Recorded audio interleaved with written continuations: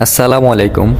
আজকের ICC champions ট্রফির ম্যাচে অস্ট্রেলিয়া ও ইংল্যান্ড মুখোমুখি হচ্ছে লাহোরের গাদ্দাফি স্টেডিয়ামে।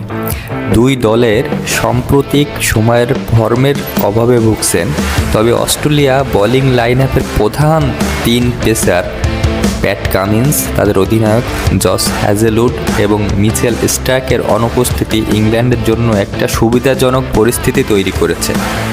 অস্ট্রেলিয়ার অধিনায়কত্ব করছেন এবারের স্টিভেন স্মিথ এবং দলের ব্যাটিং লাইন আপে ট্র্যাভিস হেড, মার্নাস লাবুশান এবং গ্লেন ম্যাক্সওয়েলের মতো অভিজ্ঞ ব্যাটসম্যানরা কিন্তু রয়েছেন। তবে বোলিং বিভাগে নতুনদের উপর নির্ভর করতে হবে, যা ইংল্যান্ডের জন্য ব্যাটসম্যানদের জন্য একটা সুবিধা তৈরি করতে পারে। ইংল্যান্ডের অধিনায়ক জস বাটলার ইতিমধ্যে তাদের প্রথম একাদশ ঘোষণা করেছেন, যেখানে জেমি স্মিথ 3 নম্বরে ব্যাট করবেন এবং উইকেট কিপারের দায়িত্ব পালন করবেন জেমি স্মিথ। দলের পেস আক্রমণে জোফ্রা আর্চার, মার্ক উড এবং ব্রাইডন কাটসের মতো ভালো ভালো তারকা রয়েছেন, যা অস্ট্রেলিয়ার ব্যাটসম্যানদের জন্য চ্যালেঞ্জ হতে পারে। সাম্প্রতিক পরিসংখ্যান অনুযায়ী ইংল্যান্ড তাদের শেষ 23টি ওয়ানডে ম্যাচের মধ্যেই কিন্তু 16টি পরাজিত হয়েছে। মানে বুঝতে পারছেন কতটা ভয়ঙ্কর অবস্থা ইংল্যান্ডেরও, যে 2023 বিশ্বকাপের পর থেকে কিন্তু তারা কোনো ওডিআই সিরিজই জিতে নাই। তো তাদের ফর্মের অভাব এখানে বিশেষভাবে নির্দেশ করতেছে। অস্ট্রেলিয়ার প্রধান বোলিংয়ের অনুপস্থিতি এবং ইংল্যান্ডের সাম্প্রতিক ফর্মের বিবেচনা করে আজকের ম্যাচে উভয় দলের জয়ের সম্ভাবনা প্রায় সমান।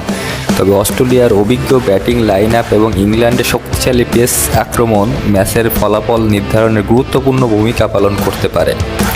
সুতরাং আজকের ম্যাচটি হাড্ডাহাড্ডি লড়াই হবে বলে আশা করা যায়, যেখানে উভয় দলের জয়ের সমানভাবে প্রতিদ্বন্দ্বিতা করার সম্ভাবনা রয়েছে। বলা যায় এই দুই দলের জয়ের সম্ভাবনা, অস্ট্রেলিয়ার জয়ের সম্ভাবনা আছে 51% এবং ইংল্যান্ডের জয়ের সম্ভাবনা আছে 49%। অস্ট্রেলিয়াকে এখানে একটু এগিয়ে রাখলাম, কারণ অস্ট্রেলিয়া ইতিহাসের অন্যতম সফল ক্রিকেট দল, যাদের 5টি বিশ্বকাপ জয়ের পরিমাণ একটা সুন্দর অভিজ্ঞতা রয়েছে এবং গত কয়েক বছর ধরে দলটির শক্তি কিছুটা কমেছে। কিছু মূল খেলোয়াড় অবসরের এবং ইনজুরি এবং নতুনদের অভিজ্ঞতার অভাব অস্ট্রেলিয়ার পারফরমেন্সে প্রভাব ফেলেছে।